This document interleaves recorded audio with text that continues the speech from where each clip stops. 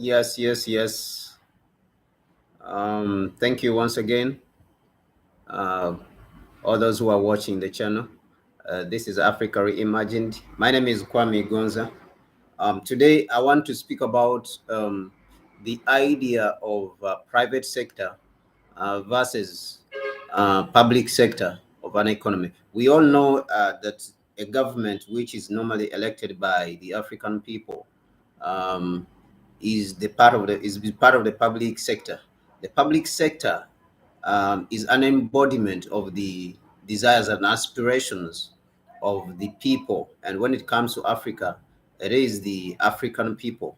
Um, when we talk about things like infrastructure in a country, hospitals, um, roads, railway systems, airports, and all other important infrastructure.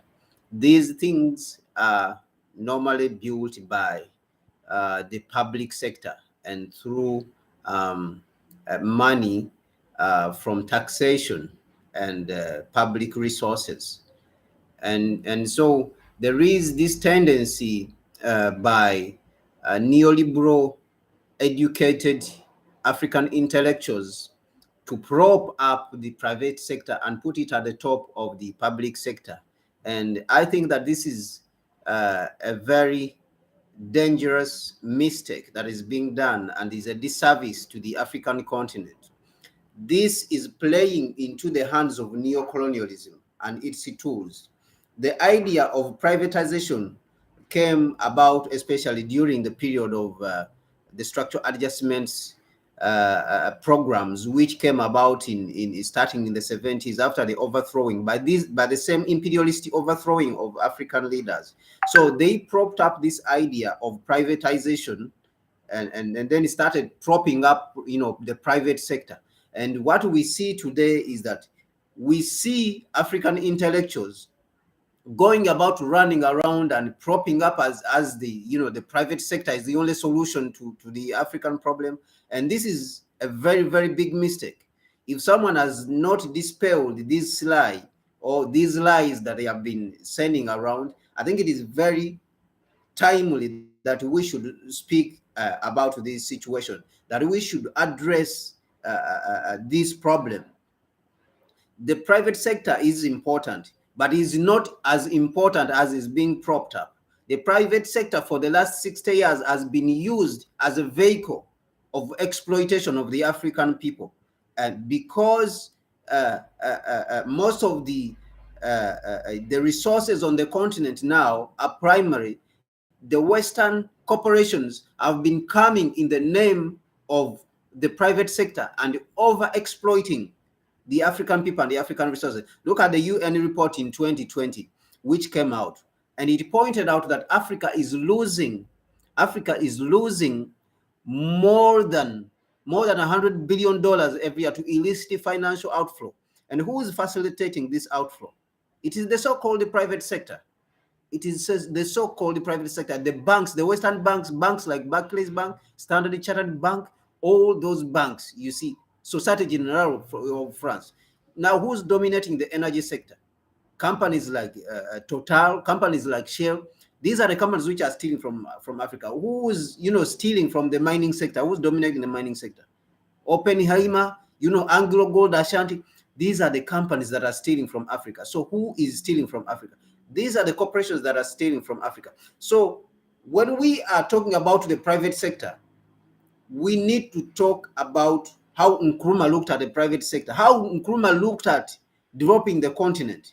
So the private sector should not be propped up to the extent that it cannot do things which it is supposed to do, to the extent to which it can't even deliver. Okay, it is being over propped up, and this is wrong. The African intellectuals that have been educated, I don't care whether you are employed by the United Nations, and especially these people who are educated in the Western system, and they have jobs working with these organizations like the UN, World Bank. They so much come around and prop up these organizations as the private sector is the only solution. The private sector is not the only solution to the African problem, and is not the leading solution. So I think that this mindset has to be changed. And this kind of wrong thinking has to be challenged. It has to be challenged by Pan-Africanists. The private sector should stop being propped up as the only solution to the African problem. The problem of Africa is a mixture, and the leader who is the elected government, who is the elected sector on the African continent is the public sector. So it has the responsibility of the welfare of the people. It has the responsibility of building the best infrastructure. It has the responsibility of protecting the strategic sectors of the economy so that they are not cannibalized by the private sector, because it has the responsibility of the welfare of the majority of the African people. So it is high time that we addressed this question of the private sector versus the public sector, or the public sector versus the private sector. So the private sector, its work is to make profits. It is not welfare of the people.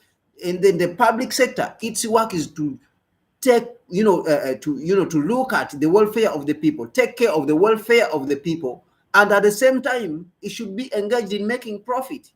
The private sector, it has its work, but the public sector has more work compared to the private sector.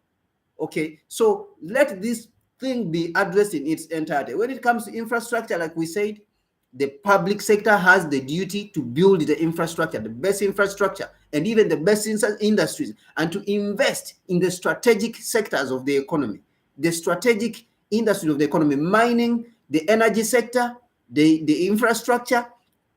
It has the duty of protecting the strategic minerals. The strategic minerals of the continent of Africa are supposed to be protected by the public sector. So this should not be neglected and say it is the public, is the private sector that should be leading this. The public sector is bringing predators from Europe and the United States and Australia and Canada and China and India to come and steal what belongs to the African people in the name of investment, in the name of private sector. So I think that this kind of thinking has to be completely challenged. It has to be rejected on the African continent. And we reject those pseudo-economists who are saying that private sector is the answer to everything. It is not the answer to everything. And as a Pan-Africanist and as a Nkrumahist, as someone who looks at Africa in the image of Marcus Garvey and Dr. Kwame Nkrumah, I challenge that kind of wicked thinking. I think that type of thinking is wicked and is selfish and is counterproductive to Africa and counter development to the Africa that we want. And it does not embody the aspirations of the African people. So if you are scared because of your job at World Bank or the UN or at Barclays Bank or Stanbic Bank, that you are scared of saying the truth, it is high time you stop talking things which are not, productive for Africa. So that thing, I think that issue has to be addressed in its entirety. So the private sector should stop being propped up as the only solution for the African continent.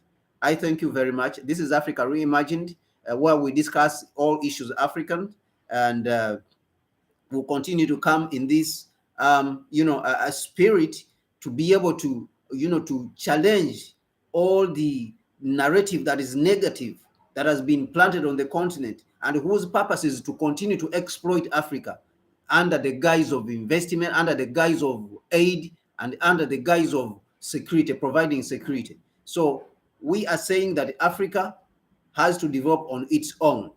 It has to develop on its own ideas, not Western ideas of propping up ideas that have been used to exploit the African continent. I thank you very much.